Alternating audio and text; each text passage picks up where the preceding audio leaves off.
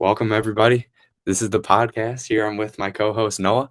Welcome, welcome. Just get straight into it. Let's go over these scores for week one. First, we have Chase beating Tappy. This one, kind of a mid matchup. Both put up respectable numbers. Noah, any thoughts on this matchup? Anything special? I mean, we didn't expect Chase. Chase had a rough start. He only had 90 points. And then Zay Flowers came out, put up 30, gave him the win by a wide margin. So good performance from the flex there from Chase and work to do for Evan's team, but a respectable performance, putting up 107. Another one in that Northern Division, Logan beats Ryan by a similar score. Despite Jamar Chase, Logan's first overall pick, only putting up 4.6, the rest of his lineup showed out. Logan had that big game from Lamar, putting up 31. That really put him over the edge here. And Ryan's got a subpar performance with only 7 points from Bo Nix. And additionally, Xavier Worthy was taken out in the beginning, which really impacted his chances to win this one. So Next up is me versus Mickey. I took down Mickey, almost double the score. This is the biggest deficit of the week. Nothing too special going on in this game. Mickey kind of just came out slow. He never really recovered.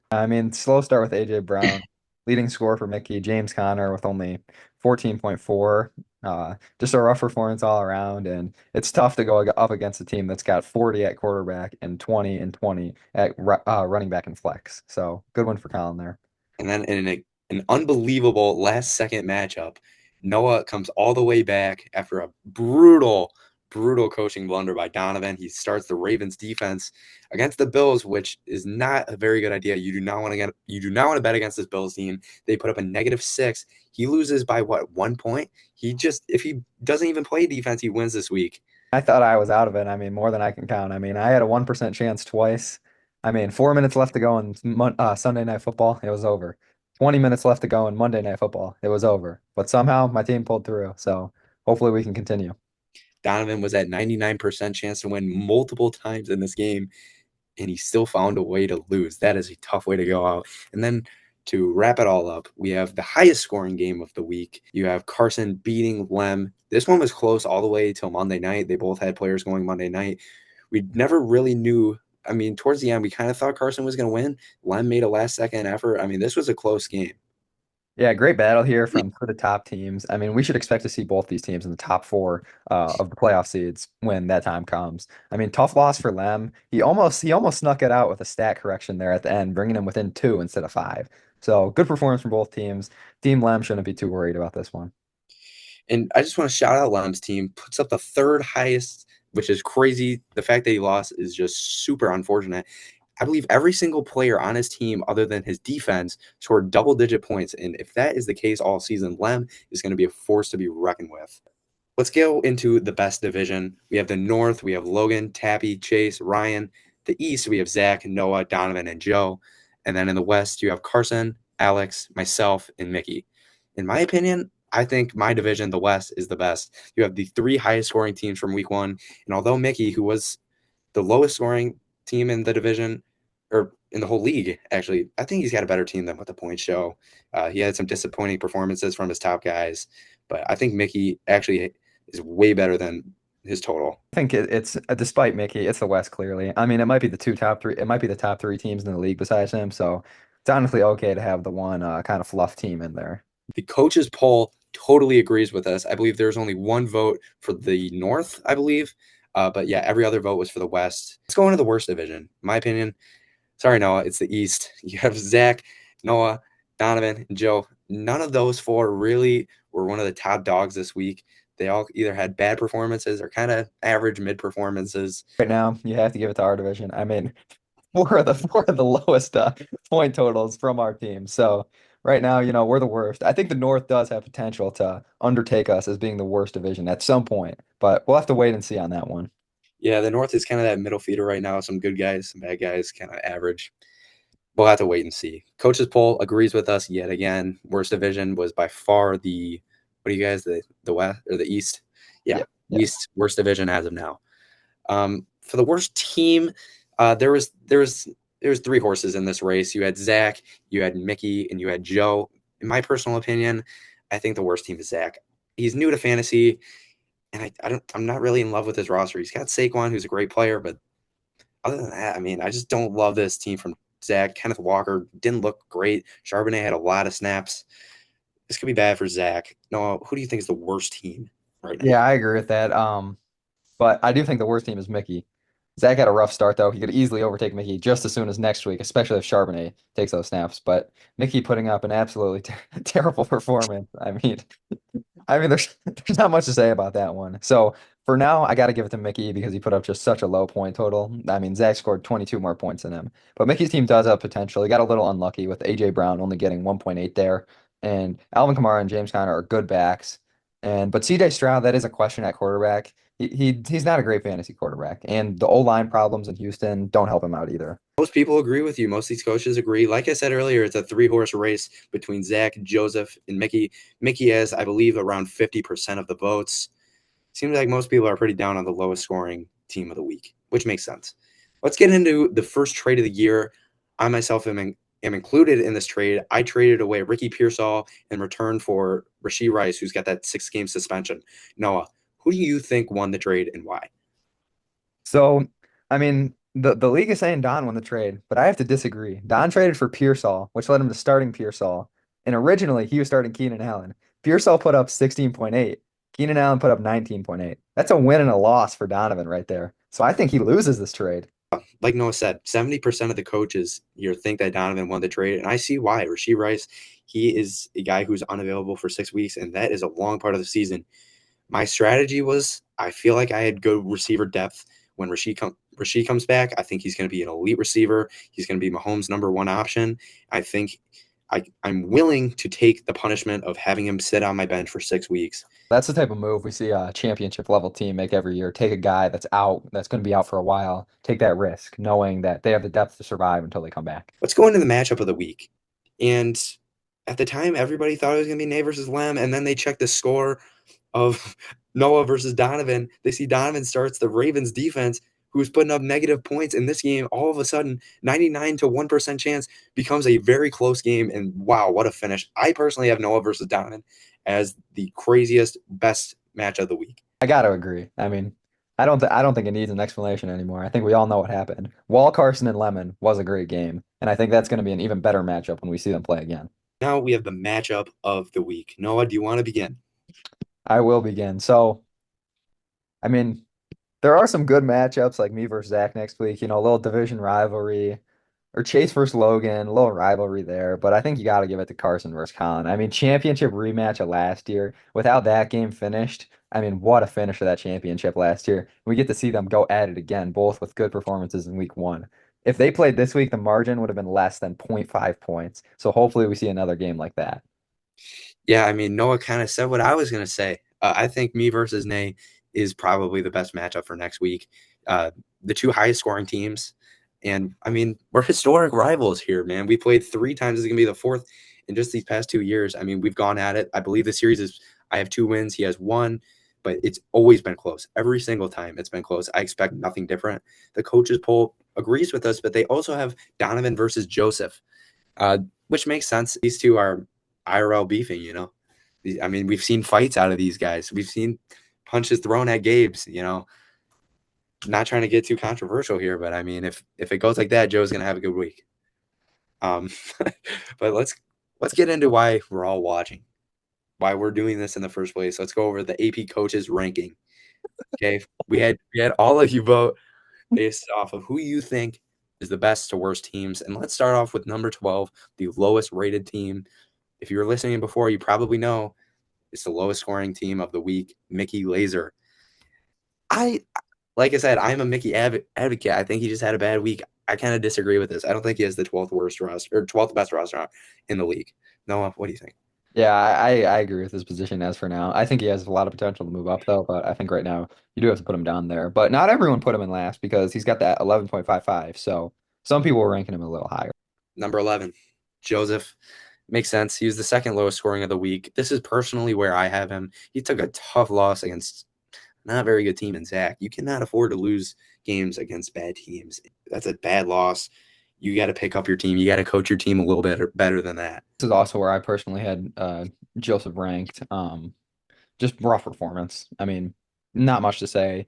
You put up 70 and you lose to a team that put up 90 by 20. That's never good, especially in week one when things are just getting started. Let's move on to number 10. We have Zach.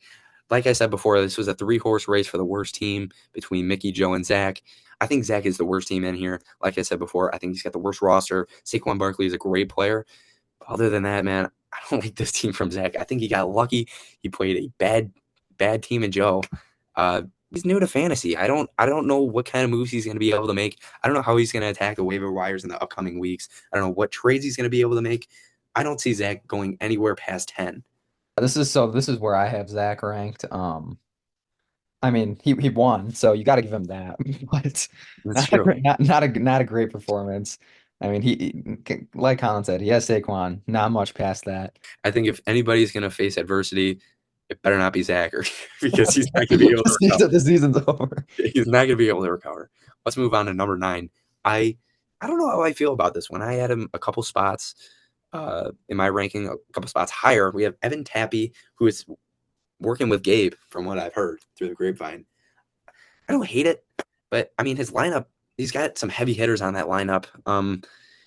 But it seems like they're all like super inconsistent players. He could be a guy who goes for 60 points. He could be a guy who goes for 200 points. He's not really going to be a guy who consistently puts up 125, 130, in my opinion. This is where I had him. He does have a lot of potential though, because I mean his division, it's the medium division, so he has a lot of potential to win. And he did get a bad performance from Colson Loveland at tight end. So if he Mhm. fixes that, gets a player that can put up like just 10 points, that would help him a lot. So a lot of potential there, but right now, I think you have to put him at 9. Number 8, Ryan. Ryan had a tough week against Logan. He put up like 110. I don't hate it. I think this is a good spot for Ryan. I'm excited for Bijan. I'm a little worried for Worthy, though. He suffered that shoulder injury. Doesn't sound great. Sounds like he could be out for a couple of weeks. But despite Worthy dropping 0, he puts up 110. Who knows? You put an established receiver in that spot who doesn't get hurt, and he could be Logan that week. So tough break, but I think this is a good spot for Ryan. Yeah, I mean, right now, I think you have to put him here with the Worthy injury. However, one thing to look at, his bench is pretty dry of receivers. I mean, his options for next week, it's Waddle. seems like Waddle or maybe Downs. I don't love either playing either of those. I might have to hit the waiver wire or the trade block there. Let's go to number 7 here. Many probably weren't expecting him here. We have 1-0 Noah ahead of his opponent. Um, like we said, Noah, he had a crazy comeback. To be honest, though, I don't know if I love this roster. Yeah, so my poll is exactly like the coach's poll, except I had me and Don flip just because I won. Um, but I do agree with me being at 7. I should have lost. I mean, total blunder from Don that he won.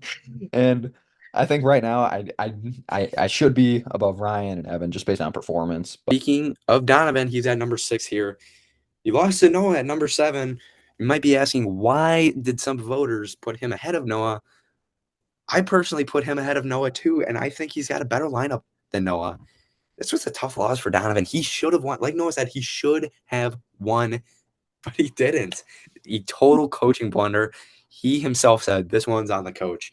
And if I was a player for Donovan, I'd be pretty pissed. I'd be getting in Donovan's face. This can't happen again. You have to do everything you can to put your players in the best position possible to win every single week. Donovan didn't do that. He starts the wrong guys, and he made his team worse off for starting the Ravens defense. Donovan's got to be better. I expect he will be. I mean, I think this is totally fair ranking for Don right now. I mean, his bench had amazing performances. Cedric Tillman put up 16, Kincaid put up 15, ETM put up 20, Keenan Allen put up 20, and Jalen Warren put up 14. So a lot of potential there from Don. I mean, he had T. Higgins in his lineup who only put up 6.3, and he had Ingram in who only put up 5. So, and then we all know what he had at his defense. So lots of room to improve for Don, but solid team. Let's go to number 5 here. We got Chase. Chase takes his divisional game he starts off with a win. That's all you can ask out of your guys. It was a big game for Zay Flowers, like Noah said. I think the reason I personally put Chase at 5, I mean, we know this guy's good at fantasy football. He had the best team in the regular season last year.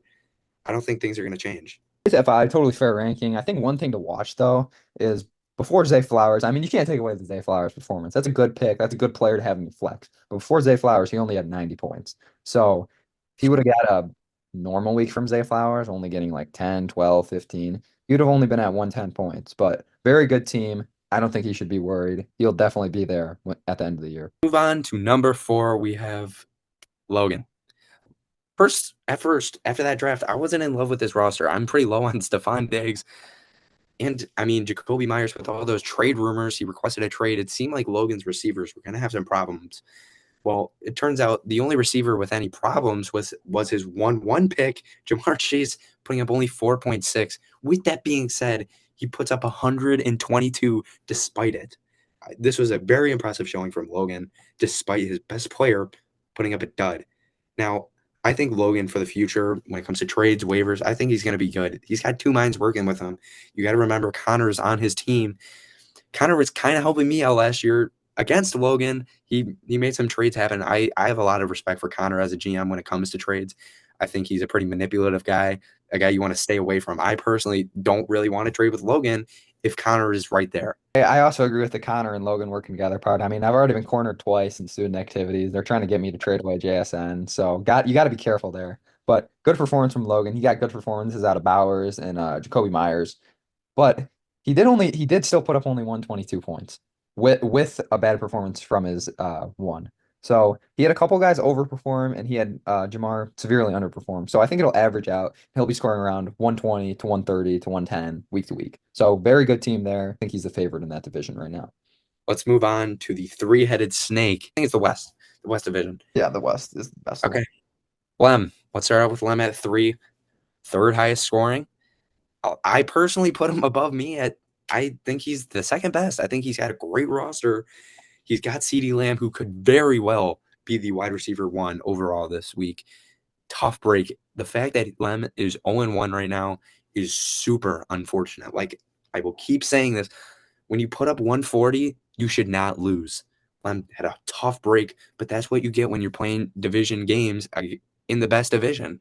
You're gonna lose some tight games that you perform well in. And Lemon's got a super impressive roster. Marvin Harris, he's got the evil twins and Marvin Harrison and Trey McBride. I mean, Marv seems like he's breaking out in his second year. So that should be very good for his team. And that's paired with CeeDee Lamb, who had a terrible game and he still put up 20 fantasy points. I mean, and then he's got the dynamic duo of Breece Hall, and the Jets look like they're going to be a high scoring offense this year, especially with those read option type of runs they can run now with Justin Fields. And then Chase Brown on the Bengals down week still puts up 13. I mean, Lemon is a very scary team. I mean, Baker Mayfield, 25. His only real letdown was his defense that only put up 7, despite getting 2 interceptions and a block. So, honestly, good performance from Lem. Unfortunate that he lost. And number 2 is myself. Makes sense. Second highest scoring team. A big part of that was because of Josh Allen, who I believe was the highest scoring fantasy player of the week. That was a crazy game on Sunday Night Football. He was the guy who was getting all the benefits from that high scoring duel against the Ravens.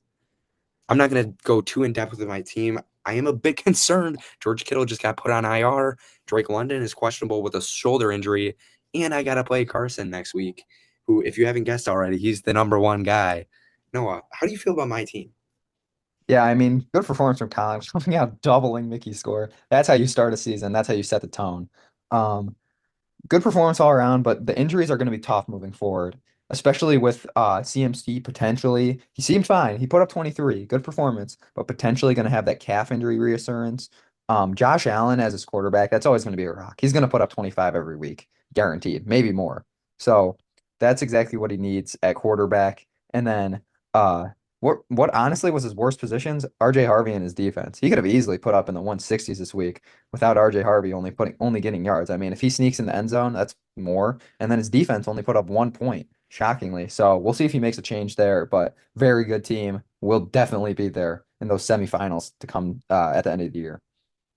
All right, number 1. We all know who it is, the highest scoring player of the week. It's Carson. Carson, nay. Yeah, I mean, I don't think there's that much of a question. At first, I thought it was Lem. Carson proved it. And looking at his lineup, it's scary. He's got Jalen Hurts, who just put up a monster game despite not having any passing touchdowns. That's not a guy I want to go against. He's got Derrick Henry, who just went for 31 against one of the better defenses in the NFL. You got James Cook, who also went off. You have Jefferson, who's probably the second best receiver in the league. You got DJ Moore, Deebo Samuel, pick your poison at the flex and receiver. I mean, Debo had a great week. He looks good. He's got a tough matchup against the Packers next week. But I mean, this team from Carson, I mean, it's no surprise that he is the highest scoring team. He's got one of the, if not the best, most well-rounded rosters in the entire league. Coming back motivated after that championship L. I mean, his team firing on all cylinders. I mean, his biggest problem right now is his flex and his wide receiver too. I mean, he's gonna have Debo at the flex for the rest of the year. I mean, that's pretty dangerous. And then he also has Charbonnet, who was getting the carries over Kenneth Walker in that game. I mean, so much talent on this Carson team. They're going to be there at the end. I mean, very good team. Definitely the favorite in his division. We'll see if Lem or Colin can take it from him. I don't think Mickey will. To wrap things up, going into week 2, let's go over these matchups just one more time. Let's start off with Evan versus Ryan. Both are 0-1, looking to bounce back there. They both need this win pretty bad. If you get to 0-2, especially 0-2 in your division, you're in a bad spot. Tough division matchup here. You don't want to lose this game or you're not looking good. I mean, now you got to, if you lose this game, you got to start to think about the punishment. I mean, I like Ryan in this game. I think he's going to get big performances out of Bijan, and I think that's going to be enough to offset Jalen Waddle. And I mean, Evan, he has Tyreek Hill. I don't love him that much, so I got Ryan in this one. I'm super up in the air with this one. These guys are matched up pretty evenly. I'm personally going to go with Ryan as well. Let's move on to Chase versus Logan. I think Chase is the better team, honestly. It's a close game. I think Chase is better. I think Chase is going to take this one. Zach versus Noah. This is kind of crappier game. I'll go with Noah. Again, I'm down on Zach. I'm not going to make a pick here. You know, don't want to give the other team any motivation, so I'm going to stay neutral on this one. Okay. Okay, then.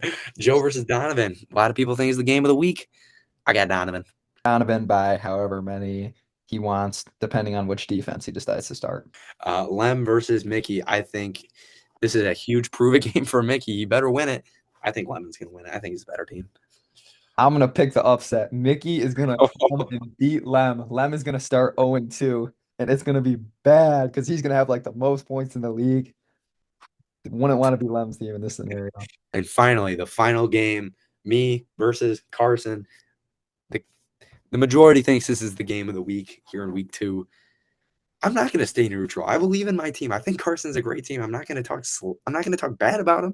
I believe in my team. I think I would be a bad coach to think that I am not capable of winning this game. Wow, that's pretty powerful.